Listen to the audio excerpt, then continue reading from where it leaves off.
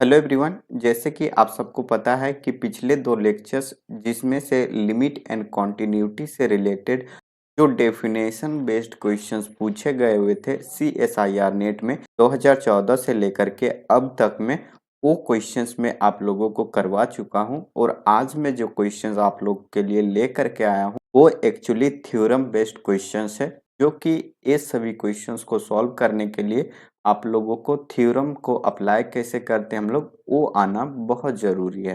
तो चलिए लेक्चर्स को स्टार्ट करते हैं।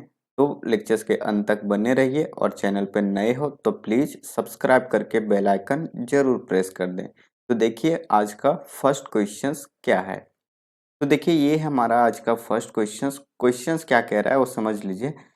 Given f and g are continuous functions on closed interval 0 to 1 such that f of 0 is equal to f of 1 is equal to 0 और g of 0 is equal to g of 1 is equal to 1 और साथ में यहाँ क्या बोला हुआ है कि जो हमारे पास f of 1/2 है उसका वैल्यू ग्रेटर है g of 1/2 से।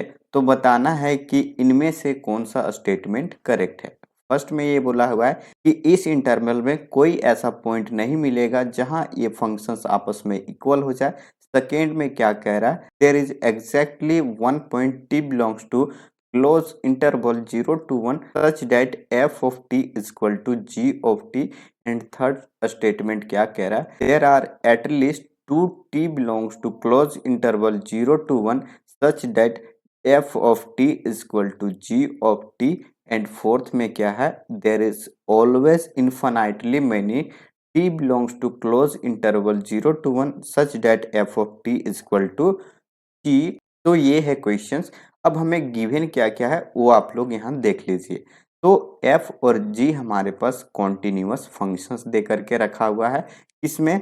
तो ये हमारे पास क्लोज इंटरवल 0,1 में और साथ में यहाँ हमारे पास क्या वैल्यू दिया हुआ है, f of 0 is equal to f of 1 is equal to क्या है, 0 है।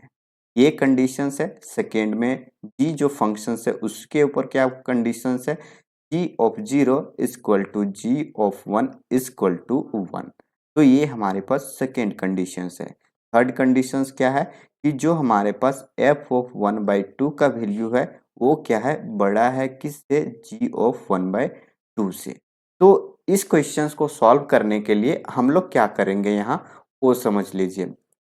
यहाँ एक्चुअली हमें दिखाना है कि हमारे पास फिक्स्ड पॉइंट कितने मिलेंगे इन इंटरवल्स में। तो हम लोग फिक्स्ड पॉइंट को सॉल्व करने के लिए ग्राफ और या तो फिर हमारे पास जो थ्योरम्स होती है उसका यूज करते हैं।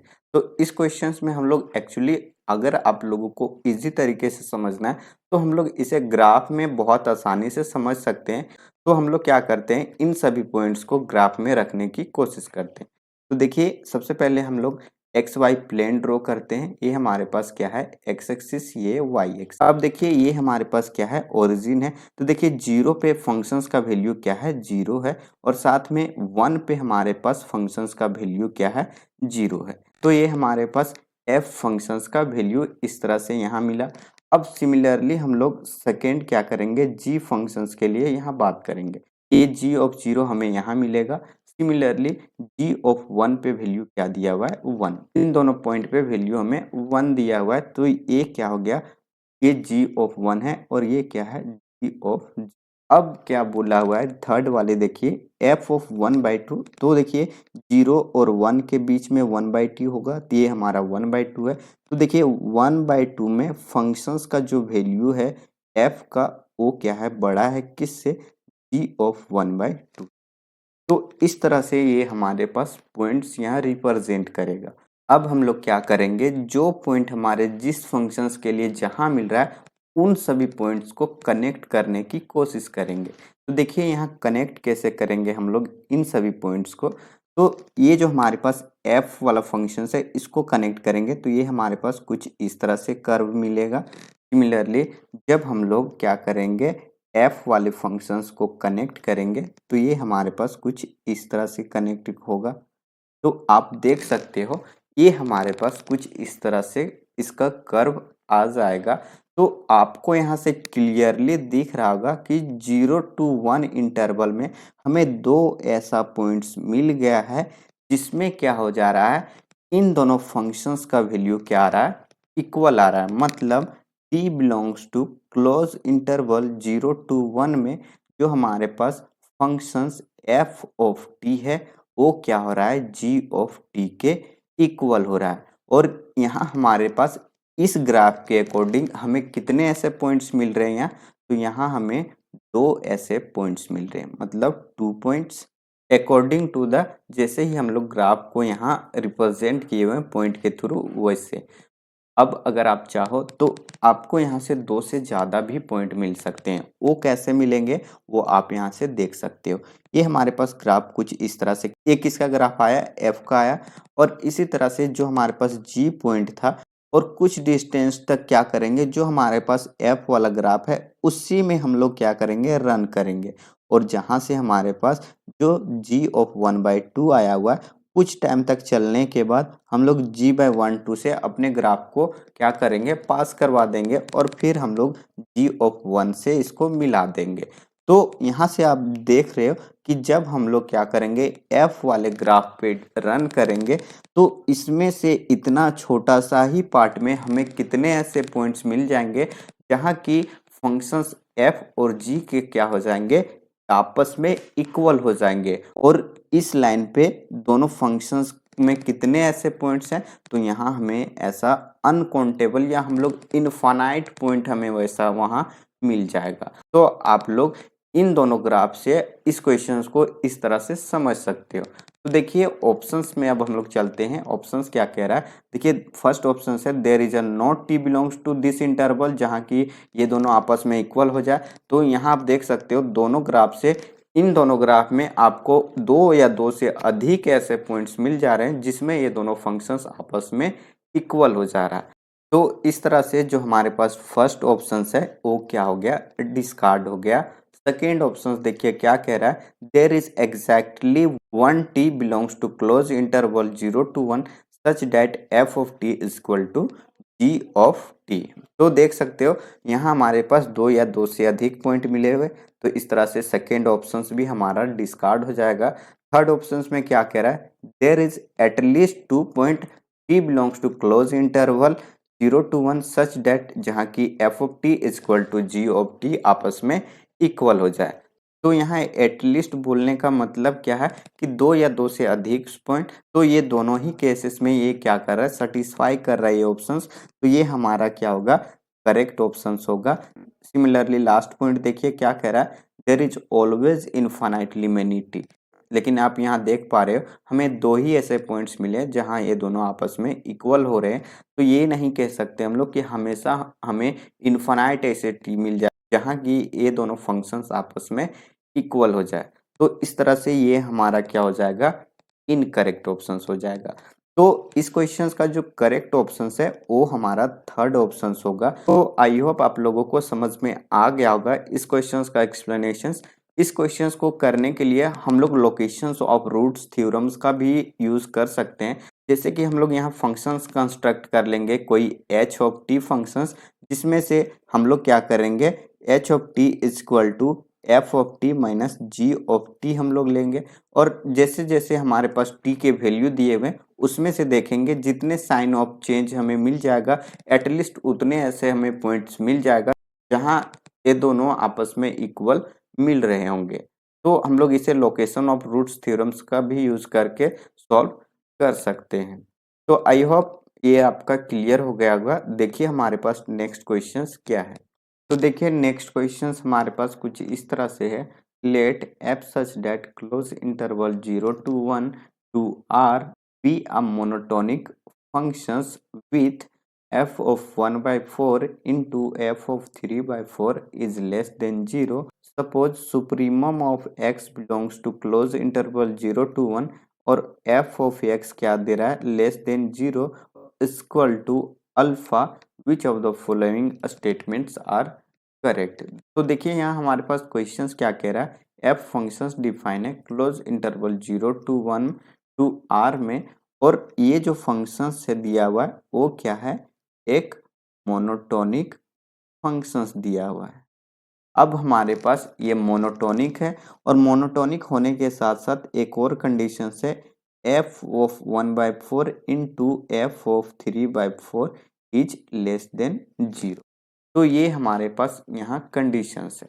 अब मोनोटोनिक ये हमारे पास क्या इम्प्लाइज करता है, या तो ये हमारे पास इंक्रीजिंग हो जाए या तो फिर ये डिक्रीजिंग हो जाए। तो यहाँ आप बिल्कुल ऐसा मत सोचना कि अगर यहाँ मोनोटोनिक गिवन है तो वो कंटिन्यूअस होगा ही होगा। तो अगर आप ऐसा सोच रहे होगे तो वो आपका गलत होगा।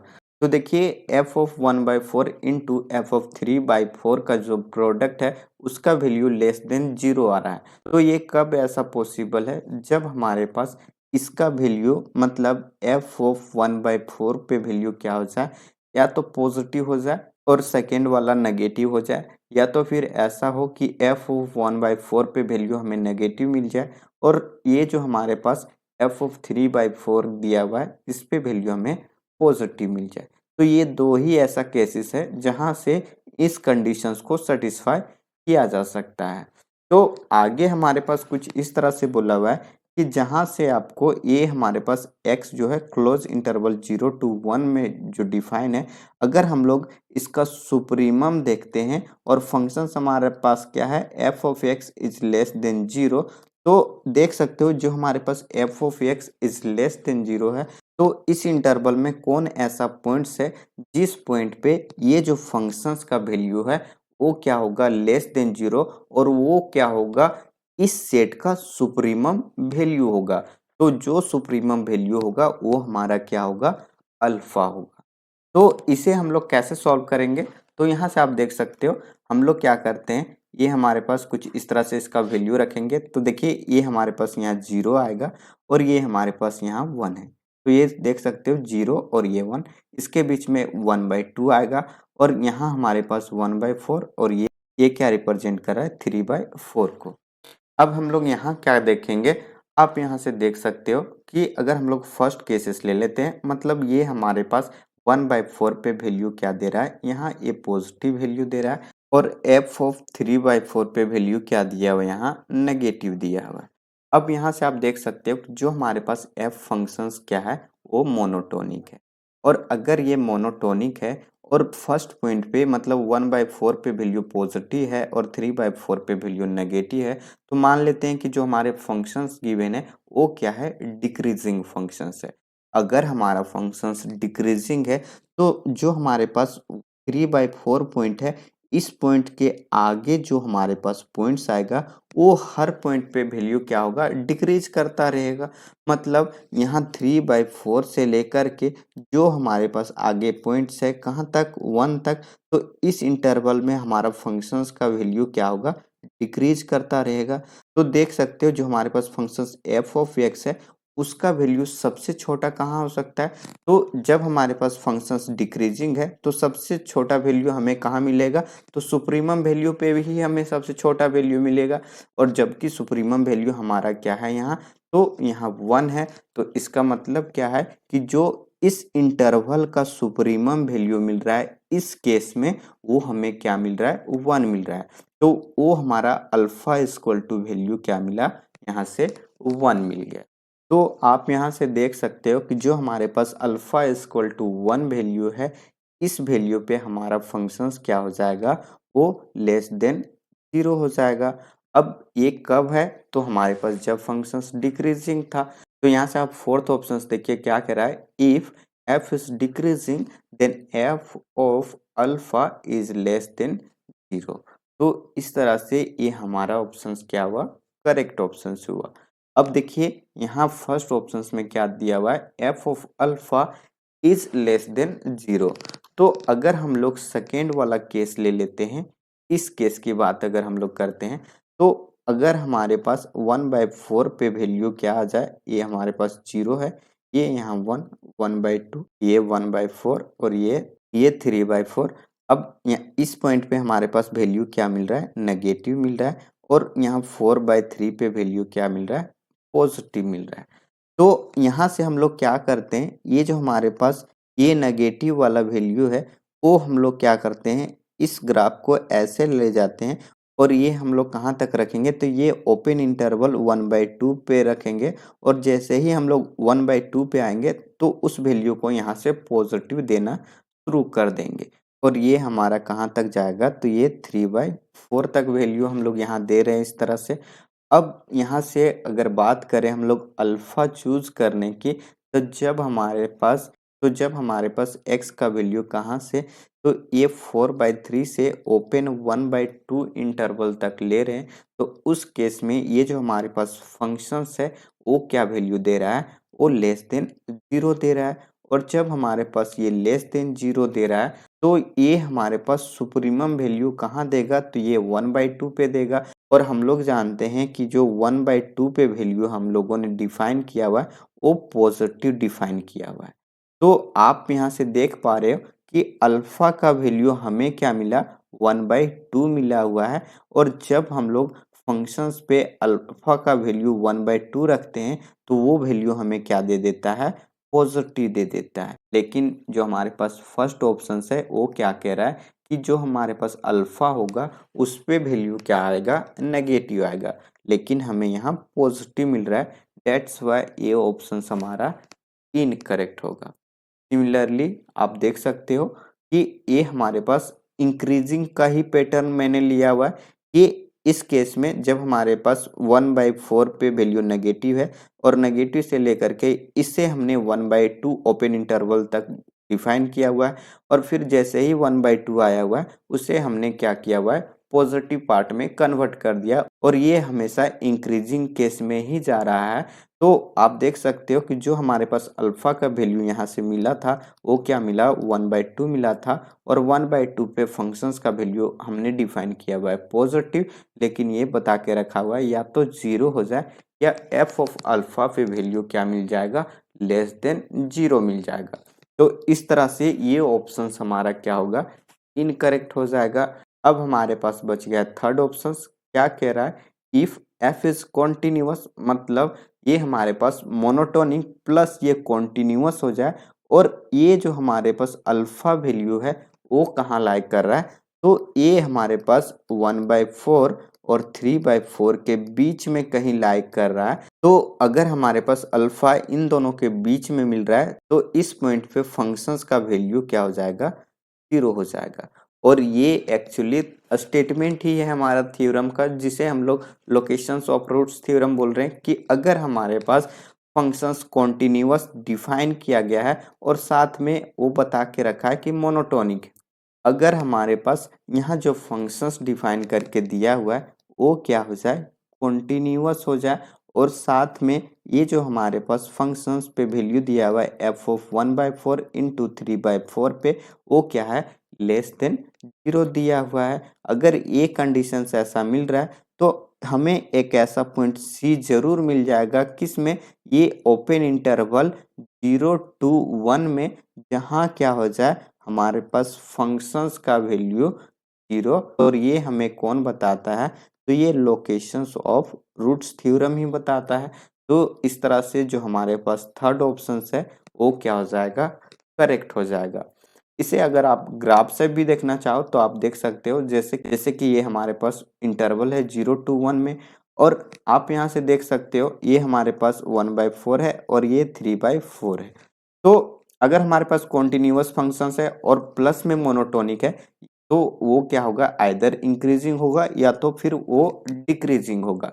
और आइदर इंक्रीजिंग होने का मतलब और आइदर डिक्रीजिंग होने का मतलब ये है कि अगर वो डिक्रीज कर रहा है तो वो रेगुलर डिक्रीज करता रहेगा और अगर वो इंक्रीज कर रहा है तो वो रेगुलर इंक्रीज करता रहेगा। मतलब इस इंटरवल में कोई ऐसा पॉइंट्स आपको नहीं मिलेगा जिस पे ये फंक्शंस क्या हो जाए, वैल्यू को अपना अटेंड ना करे। तो जब भी हमें ये कॉन्टिन्यूटी कंफर्म करके दे दे तो उस केस में हमें एक ऐसा अल्फा मिल जाएगा जिस पे फंक्शंस का वैल्यू क्या मिलेगा, 0 मिल जाएगा। तो इस तरह से भी आप इसे समझ सकते हो। तो इस क्वेश्चंस का जो करेक्ट आंसर है वो थर्ड एंड फोर्थ है और बाकी के जो दो ऑप्शंस है वो आपको इनकरेक्ट मिले। तो आई होप आपको समझ में आ गया होगा इसका सॉल्यूशंस। देखिए नेक्स्ट क्वेश्चंस क्या है। तो नेक्स्ट क्वेश्चंस हमारे पास कुछ इस तरह से है एफ फंक्शंस दिया गया है और बताना है कि इसके पास कितने रियल रूट्स एग्जिस्ट कर रहे हैं। फर्स्ट में है नो रियल रूट्स, सेकेंड में है exactly one real root, third में है exactly three real root, four में है ऑल रियल रूट्स। तो देखिए हमारे पास जब भी इस तरह सा पोलिनोमियल डिफाइन करके दे दे तो सबसे पहले हम लोग क्या करते हैं, डिस्कार्ड रूल का ही अप्लाई करते हैं ताकि हम लोग जितने ज़्यादा से ज़्यादा ऑप्शंस को डिस्कार्ड कर सकते हैं। तो डिस्कार्ड ऑप्शंस क्या कहता है हमारे पास कि जो हमारे पास x है इसमें हम लोग चेक करके देखते हैं कि कितने ऐसे साइन चेंज हो रहे हैं। तो देखिए फर्स्ट आप देख रहे हो जो लीडिंग पावर है उसमें कोफिशिएंट क्या है, पॉजिटिव है, और सेकेंड में कोफिशिएंट नेगेटिव है, और थर्ड में भी पॉजिटिव है। तो देख सकते हो इन दोनों के बीच में एक साइन चेंज हो रहा है, सिमिलरली इसके बीच में भी एक साइन चेंज हो रहा है। तो टोटल साइन इस तरह से कितने चेंज हो रहे हैं, तो यहाँ दो साइन चेंज हो रहा है। सिमिलरली हम लोग फंक्शंस में x को रिप्लेस कर देंगे माइनस एक्स से, तो देखिए ये हमारे पास क्या आ जाएगा, minus X to the power 5, और यहाँ से क्या आ जाएगा प्लस 5x, और ये प्लस 2। तो यहाँ से देख सकते हो इन दोनों के बीच में कितना साइन चेंज हो रहा है, तो एक साइन, और सिमिलरली इससे और इसके बीच में क्या साइन चेंज हो रहा है, तो यहाँ कोई साइन चेंज नहीं हो रहा है। तो आप यहाँ से देख पा रहे होंगे कि यहाँ से हमें कितने साइन चेंज मिले हुए हैं नेगेटिव वाले केस में, तो एक ही मिला हुआ है, और ऊपर दो, मतलब टोटल हमारे पास ये 3 साइन चेंज मिला हुआ है। और जितने आपको यहाँ साइन चेंज मिलेगा एटलीस्ट आपको उतना रियल रूट्स इस पोलिनोमियल में मिलेगा ही मिलेगा, ये हमारा डिस्कार्ड रूल कहता है। तो देखिए फर्स्ट ऑप्शन क्या कह रहा है, there is a no real roots. तो देख सकते हो हमने यहाँ डिस्कार्ड रूल अप्लाई करके बता दिया कि इसके पास इतने रूट्स हो सकते हैं। तो ये हमारा ऑप्शन फर्स्ट क्या होगा, इनकरेक्ट होगा। सिमिलरली में एग्जैक्टली वन की बात कर रहा है तो इस तरह से ये भी हमारा डिस्कार्ड हो जाएगा। और थर्ड में क्या बोल रहा है, all roots of F are real. तो इस तरह से हमारा ये ऑप्शंस भी इनकरेक्ट हो जाएगा। तो बच गया जो ऑप्शंस वो हमारा करेक्ट ऑप्शंस है।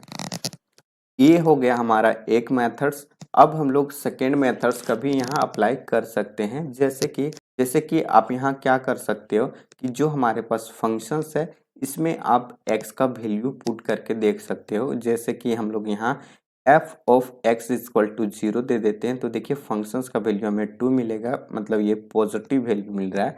सिमिलरली अगर हम लोग क्या करते हैं f ऑफ 1 देते हैं तो यहाँ से हमें क्या वैल्यू मिलेगा, तो यहाँ हमें वैल्यू मिलेगा -2, जो क्या दे रहा है, एक नेगेटिव वैल्यू। तो इन दोनों के बीच में एक साइन चेंज हो रहा है, मतलब अगर हम लोग f of 0 into F of 1 करें तो इनका प्रोडक्ट हमें नेगेटिव मिल रहा है। और जब भी आपको इसका प्रोडक्ट नेगेटिव मिले तो इंटरवल 0 to 1 में हमें एक ऐसा पॉइंट c मिल जाएगा जिस पे f ऑफ c का वैल्यू क्या मिल जाएगा, 0 मिल जाएगा। तो एक रूट हमें इन दोनों के बीच से पता चल जाएगा।